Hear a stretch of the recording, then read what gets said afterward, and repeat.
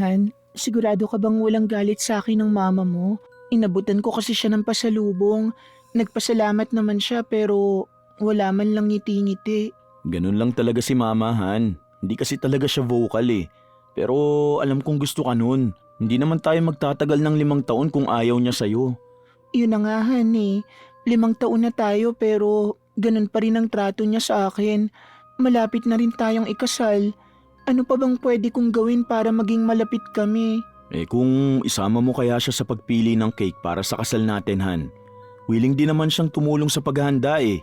Nasabi niya rin na lumapit ka lang daw kung may kailangan ka. Pagpasensyahan mo na, Han, ha? May nangyari lang talaga kaya parang medyo ilap siya sa ibang tao. Kahit nga sa friends ko, ganyan din siya eh. Tumango na lang nang may pangunawa si Sandra. Tingin niya kasi wala na siyang pagpipilian. Kung hindi ang maunang gumawa ng paraan para maging malapit sila ng nanay ng kasintahan. Sa 5 taon nilang pagsasama ni Dancel, wala silang problema. Ramdam niyang mahal siya ng lalaki at mahal niya rin ito. Yun nga lang, hangad niya sanang mas matanggap siya ng nanay nitong si Conching. Tita, ready na po ba kayo? May 5 bake shop po ang pupuntahan natin. Magsabi ka lang po kapag pagod ka na. Pwedeng sa ibang araw natin bisitahin ang iba. Okay lang, Iha. Alis na tayo. Baka maabutan tayo ng gabi sa daan. Matipid at walang halong ngiti ang sagot ng ginang kay Sandra. Hindi naman ito masungit magsalita. Kung maririnig nga, banayad ang boses nito. Yun nga lang, hindi niya mahulaan ang gusto ni Tita Conching. Wala talaga kasing gaanong reaksyon ang mukha nito. Tita, mawalang galang na po. Ayaw niyo po ba sa akin para kay Dancel?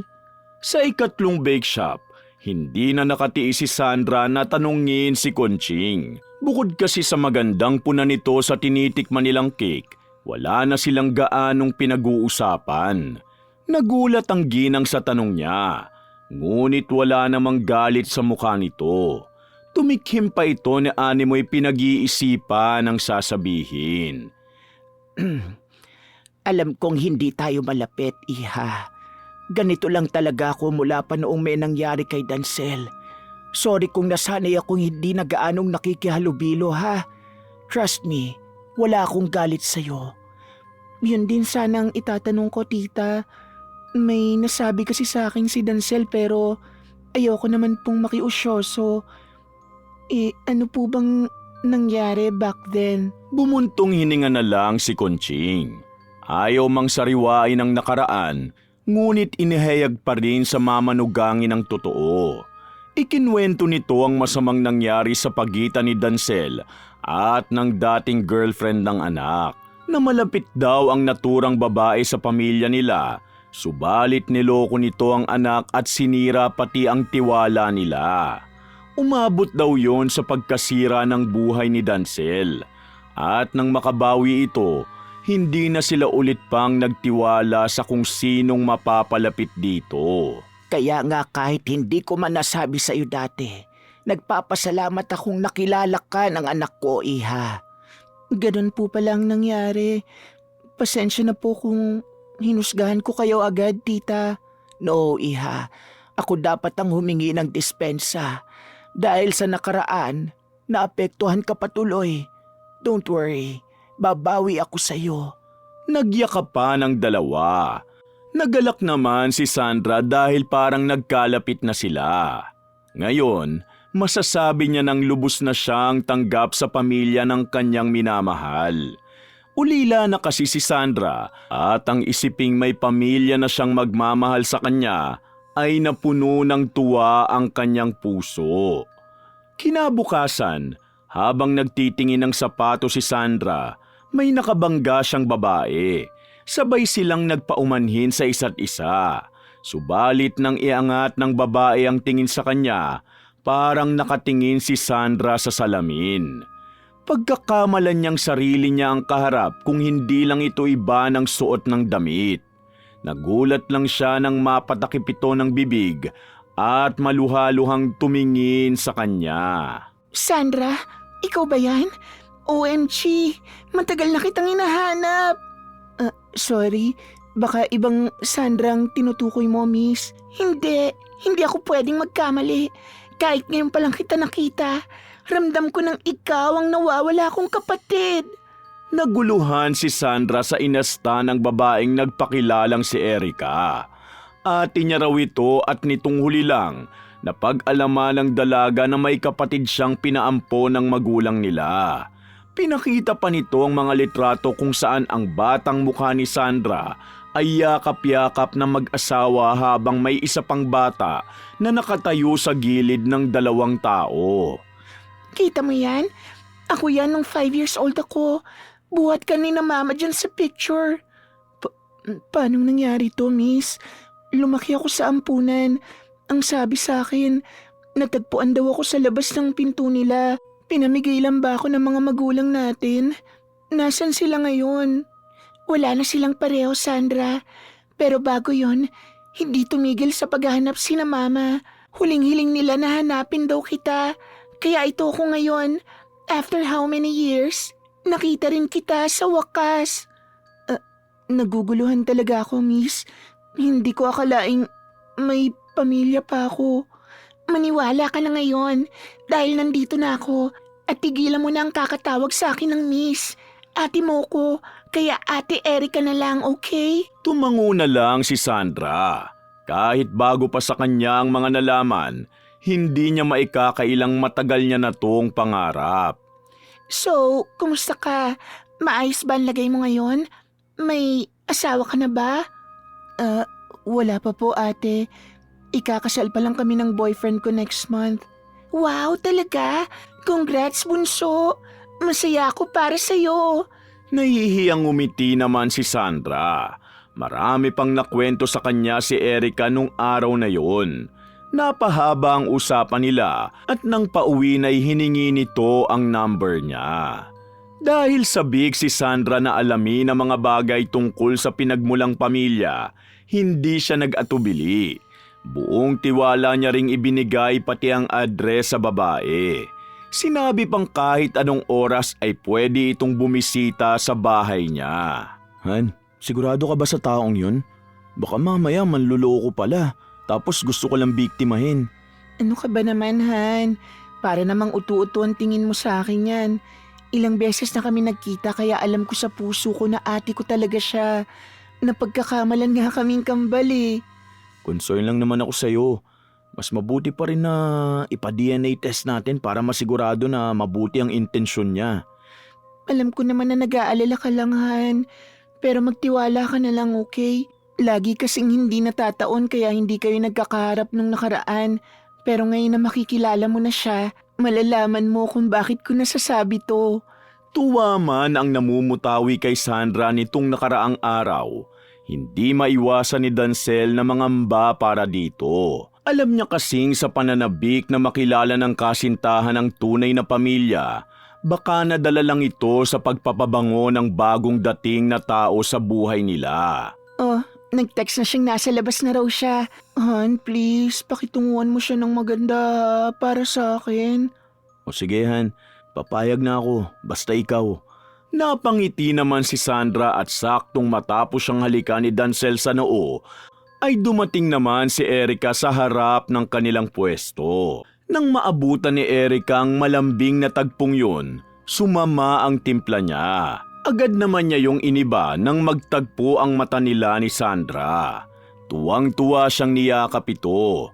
Si Dancel naman, marespeto lang na bumati sa babaeng pinakilala ng fiancé. Salamat uli na pumayag ka maging parte ako ng kasal mo, sis.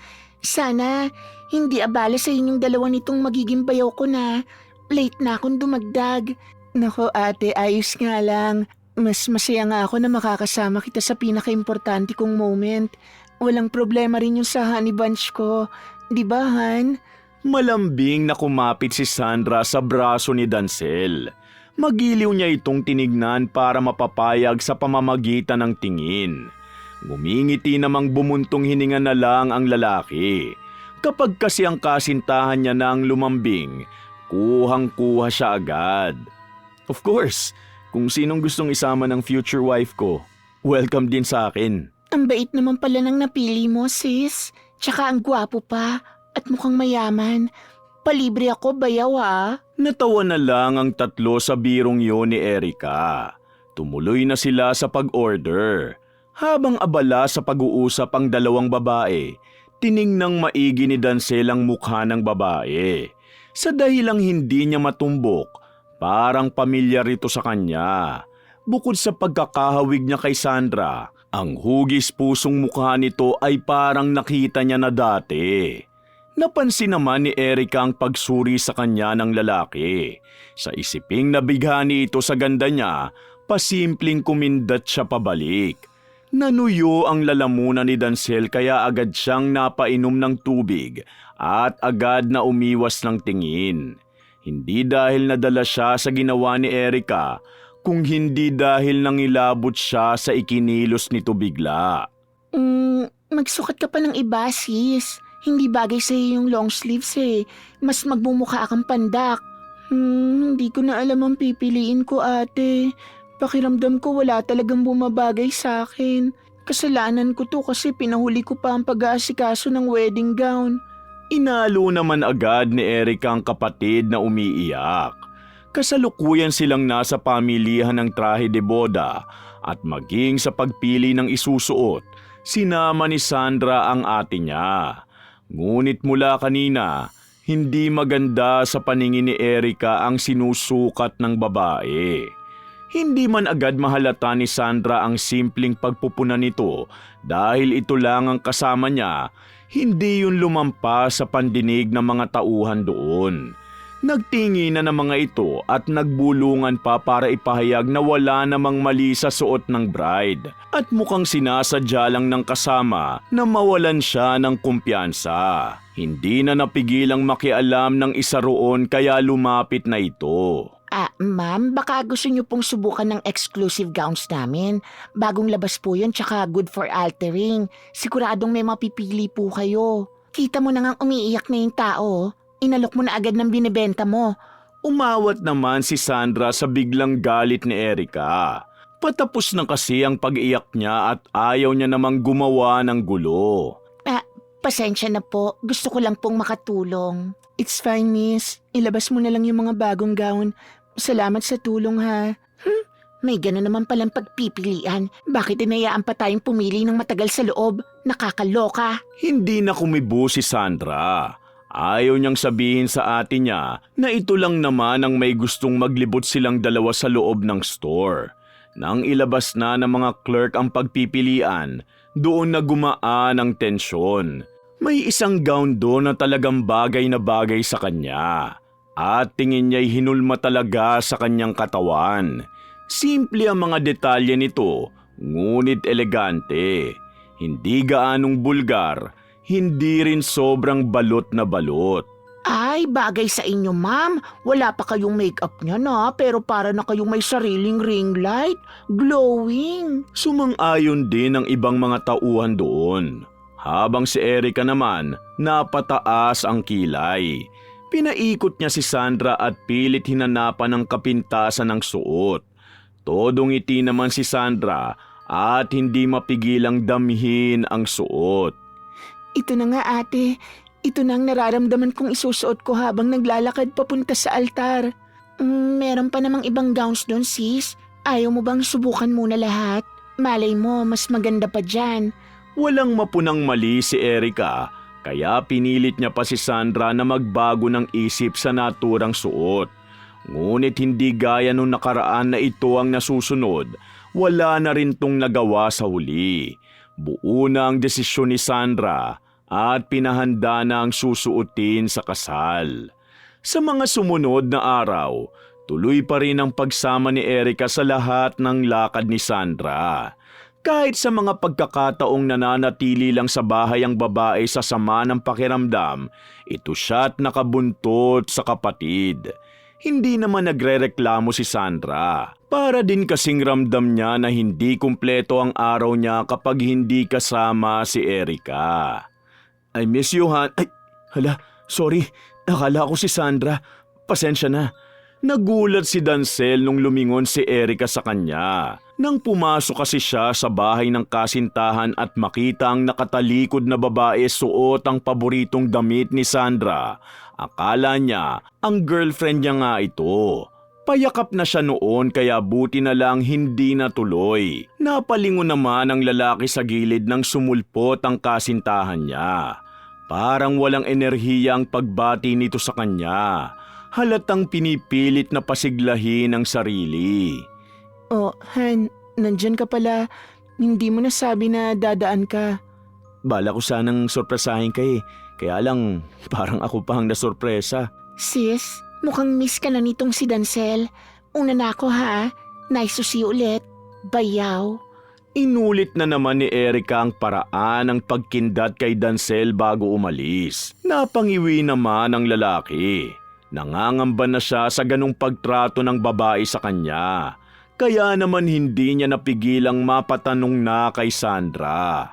Han, bakit na naman siya nandito? At bakit suot niya yung paboritong damit mo? Napapadalas na yata ang pagsama mo dyan ah. Halos dito na siya nakatira. Huwag mo muna akong awayin ngayon, Han, please. Masama ang pakiramdam ko eh. Sa sinabing yon ng kasintahan, inatake naman ng konsensya si Dancel. Inuna pa kasi niya ang usisain nito, kaya hindi niya napansin ang pamumutla ng dalaga. Agad naman siyang nagpaumanhin at sunod itong tinanong. Pinilit niya itong magpahinga muna dahil baka nasobrahan na sa pag-intindi ng kanilang kasal. Pagkakitang inaasikaso ni Dancel ang girlfriend, nang gagalaiti ang kalooban ni Erica. Nang maramdaman ni Dancel na may nakamasid, agad siyang lumingon, ngunit wala namang tao. Umalis na ang kapatid ni Sandra. Hindi sa gusto niyang nandito si Erica, ngunit naisip niya kung hindi ba nito napansin ang panlalata ni Sandra. Para sa isang taong laging nakadikit sa dalaga, parang malabong hindi mahalata ang pagkabalisa nito. Pasensya ka na, Han, ha? Kung hindi ako gaanong nakakatulong sa preparation. Hayaan mo at papupuntahin ko rito si Mama para may katuwang ka. Naku, Han, wag na. Baka abala rin si tita sa negosyo eh. Kaya naman naming dalawa to ni ate. Sa sinabing yon ng kasintahan, mas lalong tumibay ang desisyon ni Dancel na patulungin ang kanyang ina. Hindi pa man niya matumbok ang rason, subalit kailangan ni Sandra ng titingin sa lagay niya. Parang may nag-uudyo kasi sa lalaki na bantayan ito. Iha, ayos na ba ang pakiramdam mo? Mukhang nangihina ka pa ngayong araw. Sigurado ka bang ayaw mo munang magpahinga? Kaya ko na ho, tita. Baka nadapuan lang ako ng lamig kaya ganito. Sis, nandito na ako. Naputo lang bating yun ni Erica nang makita kung sino ang kasama ni Sandra. Napatingin lang sa kanya ang ginang at nang ipakilala silang dalawa, pilit ng ngiti ang iginawad ni Erica. Sa malamig na kwarto, parang balisa ang babae. Nang tanungin ni Sandra, nagpaalam lang itong pupunta ng banyo. Nang mapagsolo si Sandra at Conching, nananansyang tinanong siya nito kung saan niya nakilala ang babaeng yun. Hindi po planado, tita. Basta isang araw parang tinadhana lang na nag-cruise kami ng landas. Baka sinakto to ng magulang namin bago ako ikasal para may makasama pa rin ako na parte ng dati kong pamilya. Gusto mang magsabi ng hinala si Conching, subalit pinilit niyang kimkimin dahil ayaw niyang basagin ang ngiting yun ni Sandra. Ang magagawa niya lang ngayon, manmanan nito at kumilos lang kung kailangan. Sa kabilang banda naman, pawis na pawis si Erica. Ang akala niya sa tinagal ng panahon, matapang niya nang mahaharap si Conching ulit. Ngunit naduwag pa rin siya. Sinampal pa niya ang mukha sa harap ng salamin at pilit na kinumbinsi ang sarili na nagbago na siya ngayon. Hindi na siya basta-basta masisindak ng bruhang yun. Ilang araw na lang ang bibilangin bago ang mismong kasal. Kaya lang, pansin ang mas lalong pagkawala ng kulay sa mukha ni Sandra. Nang minsang humingi siya ng payo sa kapatid, Binaliwala lang nito ang pangamba niya. Ganyan lang talaga kapag malapit ng ikasal, sis. Hayaan mo at sa mismong kasal nyo, babalik din ang sigla mo. Nag-aalala pa rin ako, ate. Ngayon na nalalapit na tayo sa importanteng araw, doon pa mabigat ang bawat galaw ko. Nakailang gamot na rin ako pero mas lalo yatang lumalala, ate. Pa-admit na kaya ako sa ospital. Ano ka ba? Think positive lang. Paano kung ganito na lang? Unahin mo muna magpahinga. Tapos, bigay mo sa akin ang listahan mo.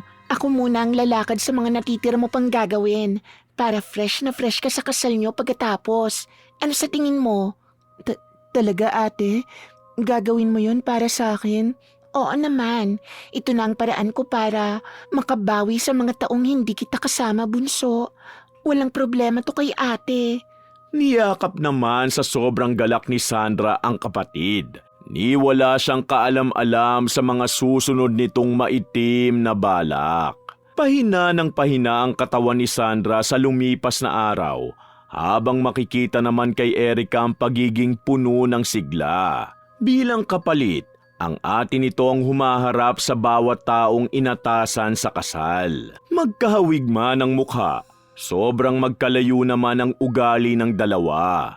Makikita ang pagkadismaya sa mga tauhan kung paano sila itrato ni Erica. Hindi lang makaangal ang mga ito dahil binigyan ng otoridad ni Sandra. May mga pagkakataon pang napagkakamala nitong bride. Ngunit ni minsan, hindi itinama ng babae ang maling akala ng iba. Bakit mo binago ang motif ng kasal? May permiso ka ba galing kay Sandra? Tignan mo at nagkandagulo na ang mga tao dahil sa last minute changes mo. Nauna nang iayos to Pinili lang naman ng kapatid ko ang baduy na kulay dahil alam niya magugustuhan mo. Pinalitan ko lang ng alam kong gusto niya talaga. Kung may problema ka, sa kanya ka magreklamo. Alam mo, may naaalala ko sa tabil ng dila mo. At ngayon, binabalaan na kita. Kapag dinamay mo si Sandra sa kung anumang malagim na plano mo, ako ang makakaharap mo. Hindi pa man buong porsyentong tama si Conching sa kutob, hindi na nawala sa kanyang paningin si Sandra sa tuwing kasama nito ang kaduda-dudang babae.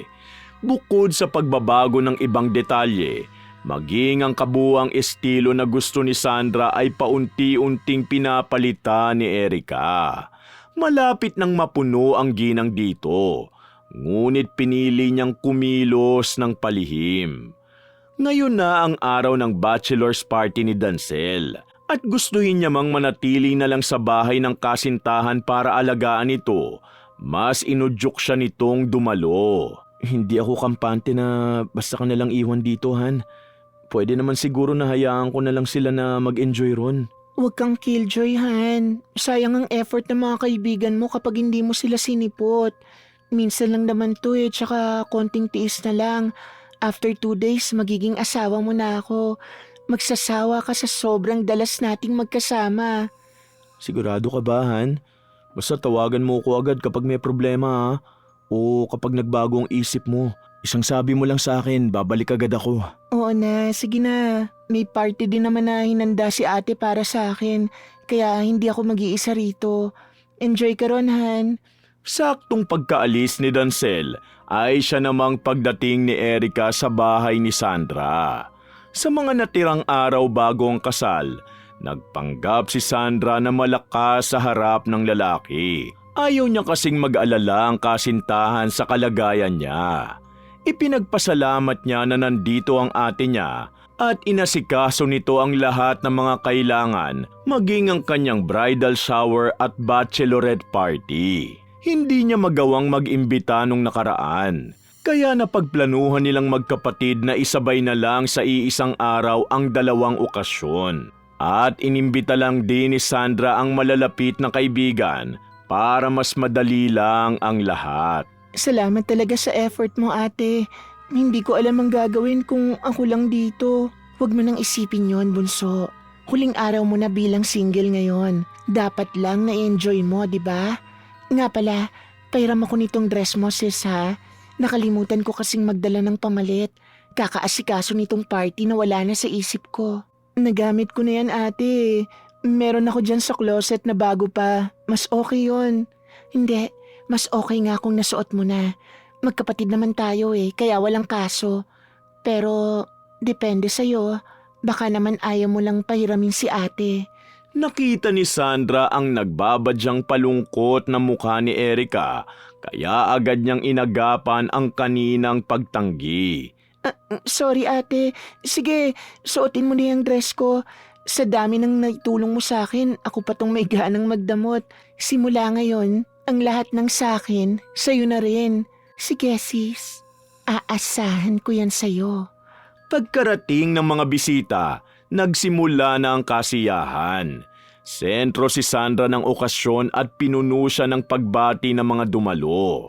Sa 5 taon kasi nitong kasama ang boyfriend, nakita nila kung gaano kamahal ng dalawa ang isa't isa. Yun nga lang, sa kalagitnaan, nakaramdam si Sandra ng labis na panghihina. Agad siyang tinulungan ni Erica para ihatid dito sa kanyang kwarto. Pinainom siya nito ng inuming inilabas sa bulsa. At wala namang tanong na inubos niya yon. Pagkabalik nga lang ni Erica, agad nagtaka mga kaibigan ni Sandra. Ayos lang ba si Sandra? Mukhang hindi maganda ang lagay niya. Isugod na kaya natin sa ospital? Nako, wala lang yon. Napasobra lang siya sa inom. At alam niyo naman kapag papalapit ng kasal, lagi talagang sa bride na pupunta lahat ng kaba. Pagkagising nun, bubuti rin ang pakiramdam niya. Don't worry. Pagkatapos ibalita sa mga bisita na naunang matulog si Sandra, nagpatuloy ang kwentuhan ng mga babae. Parang sanay na sa pagsisinungaling si Erica at nagawa niyang papaniwalain ang mga dumalo. Napuno nga lang ng pagtataka mga malapit na kaibigan ni Sandra na ang pagdating sa pagbukas ng regalo, ang ate niya ang nanguna. Inutusan daw siya ni Sandra na gawin yon. Nakakaiba para sa pandinig ng mga nakapalibot doon. Ninanamnam nito ang pagsalo sa lugar ng kapatid at parang ito ang ikakasal kung umasta buong gabi. Sa bachelor's party naman ni Dancel na dapat siya ang bida, panay ang tingin niya sa kanyang cellphone. Todo silip siya na baka may pinadalang mensahe ang kanyang girlfriend. Naiinis na rin ang mga kaibigan niya nang makitang halos wala ang isip niya sa pagdiriwang. Nang itago ng mga luko-luko ang mga gamit niya, ay doon lang siya nagpadala sa kakulitan ng mga ito. Lingid sa kaalaman niyang ang kasintahan ay dahan-dahan nang naglalaho. Araw na ng kasal at kabadong naghihintay si Dancel sa altar. Halos perpekto ang lahat. Wala siyang maipipintas. Ngunit nangangamba pa rin siya na may mangyaring hindi maganda. Pagkatapos kasi ng bachelor's party, pinagbawalan na siyang makita si Sandra bilang parte ng tradisyon. Pinanatag naman siya ng mga kaibigan at sinabing normal lang daw ang ganitong bagay. Ngunit giginhawa lang ang pakiramdam niya kapag nakita niya na ng harapan ng kasintahan. Sa hudyat ng pag-awang ng engranding pinto ng simbahan at simula ng musikang hinanda para sa kanila, inayos ni Dancel ang sarili sa harap ng altar. Nawala ang agam-agam niya nang makita sa malayo ang dahan-dahang paglakad papunta sa kanya ng kabiyak. Wala pa man, tumulo na ang kanyang luha. Ito na ang pinakahihintay niyang araw, ang tuluyang maging ganap na asawa nito. Walang naghatid kay Sandra sa altar, ngunit hindi na yun importante. Ang mahalaga, pagkatapos ng araw na ito, magiging pamilya na silang dalawa. Hindi na ito mag-iisa kailanman. Pagkatapos ng prosesyon, nagsimula na ang pari sa seremonya. Nandito tayo ngayon para tunghayaan ang pag-iisang dibdib ni Sandra at Dancel. Banalang sakramento ng kasal kaya bago natin simulan, hihingi ako ng pahintulot sa lahat ng naririto. Sino ang tututol sa kasalan na ito? Magbigay tinig o habang buhay na manahimik at itutuloy natin ang seremonya. Nanahimik saglit ang lahat ng bisita sa simbahan. Itutuloy na sana ng pari ang kasal nang biglang tumayo si Conching. Itigil ang kasal! Hindi si Sandra ang nariyan, kundi ang demonyong babae na sumira ng buhay mo, anak! Ma? Anong napuno ng singhap ang buong simbahan sa sinabi ng nanay ni Dancel? Hindi rin siya makapaniwala sa inakto bigla ng kanyang ina, kaya naguguluhan niya itong tiningnan. Love, hayaan mo na. Nanggugulo lang ang nanay mo dahil ayaw niya magsama tayo. Palabasin muna natin siya, please. Ituloy mo na ang kasal, Father. Sa desperadong utos na yon ng babae sa pari, bumalik sa kanya ang tingin ni Dancel.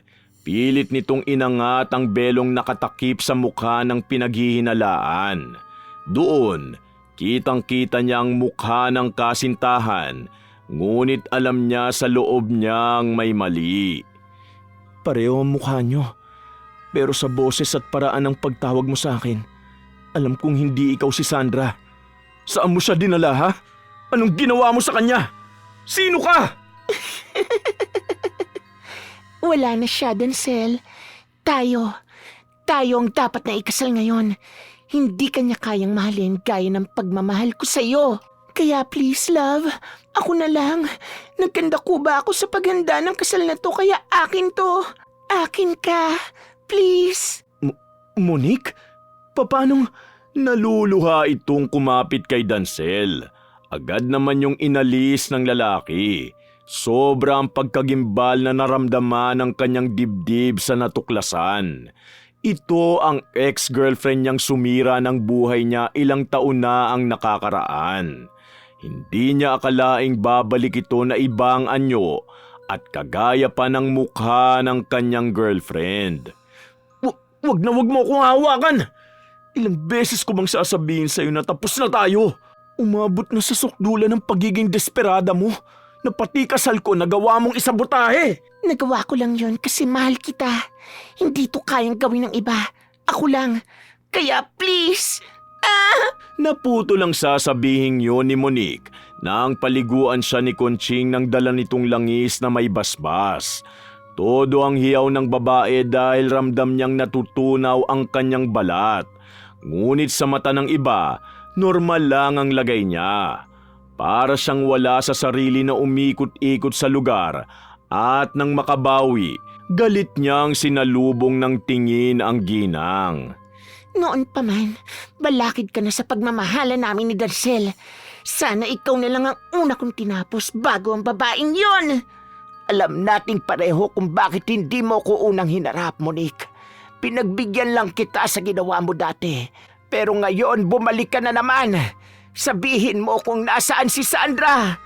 Kahit na anong gawin mo, hindi ko sasabihin sa'yo. Ganon. Tignan natin kung hanggang saan naabot ang pagiging matigas mo. Humahangos na tumakbo palapit ang kaibigan ni Sandra kay Conching, dala ang isang manika. Nang makita ni Monique ang hawak ng ginang, malakas ang pag-angal nito. Sinubukan niyang agawin ito sa kamay ni Conching nang gutay-gutayin niya ito. Ngumawa si Monique nang tuluyan niyang masira ang manika. Kasabay noon ay ang pagbago ng mukha ng babae. Bumalik ito sa dating retokadang mukha at pilit niya mang-agapan ang nangyayari. Ngunit malakas ang puwersa ni Conching. Ngayon, sabihin mo na kung nasaan si Sandra. Kung ayaw mong tuluyang mawala ang buo mong mukha. Nagkagulo sa kasal at dahan-dahan ang pag-alis ng mga bisita. Agad namang pinuntahan ni Dancel kung nasaan ang kasintahan nang sabihin na ito ni Monique. Natagpuan niya ito sa gilid ng sementeryo, nakahiga sa sahig at halos mamuti na ang buong katawan sa sobrang putla nito. Napaiyak at napaluhod ang lalaki. Napayakap ito sa girlfriend sa sobrang dalamhati. Akala niya'y huli na ang lahat. Nang maramdaman niya bigla ang tibok ng puso nito. Mabilis naman niya itong binuhat at humingi ng tulong para itakbo ito sa ospital. Sa simbahan naman, napanatag si Conching nang maramdaman na naputol na ang sumpa. Hiling niya na lang na kayanin sana ni Sandra ang pinsalang tinamo galing sa desperadang ex-girlfriend ng anak. Nabalaan na kita dati pa, Monique. Ngayong may nadamay ka na namang inosente.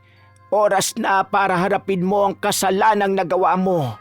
Kulang pa yan sa panloloko at pananakit mo. Noong araw na dapat sana ay masayang kasal ng magkasintahan, ay nauwi sa gulo.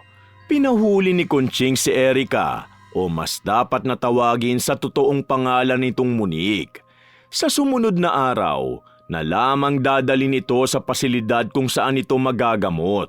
Hindi kasi ito makausap ng matino ng mga pulis at paulit-ulit ang bigkas ng pangalan ni Dancel. Hindi alam ng ginang kung paano nagawa ng babae ang pangkukulam na ginawa nito na paraan ng pangaagaw ng anyo ni Sandra.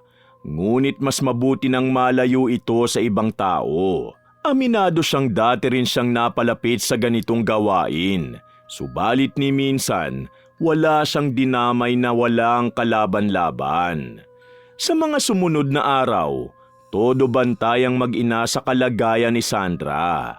Dahan-dahan ang paggaling niya at nang matanong ay sinariwa nito ang nangyari. Hindi mabilis ang nawala ang takot niya pagkatapos ng insidente. Ngunit sa tulong ng mga taong nagmamahal sa kanya, naging banayad at payapa ang kanyang paggaling. Lumipas ang taon at sa wakas, natuloy na rin ang kasal na pangarap ni Dancel at Sandra. Simple lang yun, ngunit napapalibutan sila ng importanteng tao sa kanilang buhay. Mula sa mamahaling gown ay ang trahe de boda na pinamana ni Conching ang suot niya. Isa pang paraan ng pagpoprotekta ng ginang sa ngayong itinuturing niya na ring anak na si Sandra. Wakas! Shoutout po uli sa mga commenters natin sa last story natin. Sina Lydia Lopez, Noemi Garcia Pabunan from Hong Kong, Gia Gigi, Arlene Torquisa, Lady Novi Zapata, Virginia Divina, Cristina Peru, Jasmine Vicente, Jennifer Juan, Jocelyn Morilla, Mirasol Masuher from Riyadh, Leia Marin from Vera Catanduanes, Marita Loriaga from Spain Bilbao, Clement on Fire ng Sinulog Kabangkalan City, Kim Bara, Evelyn Santos, Beth Mercado, Phoebe Ranada, Roberto Crimen, Yasden Love, Ad Mako from Hong Kong, Marisa Licoto from Catanawan, Quezon, Mercy Grace Yoting, Angelito Laurio, Lucy Barranco, Maria Susana Rodelas, Jasmine Vicente, Silvia Maria Alegre from Pulilan, Bulacan, Pamela Allen from Spain, Erlinda Tonelada, Kimpoy Feliciano, Crisgel Mamado, Vivienne Baterbonia, Elizabeth Dunca, Marimar, Ana Fela Slowick, George Gomez at Marinel Morauda. Maraming salamat po at pagpalain tayong lahat ng poong may kapal.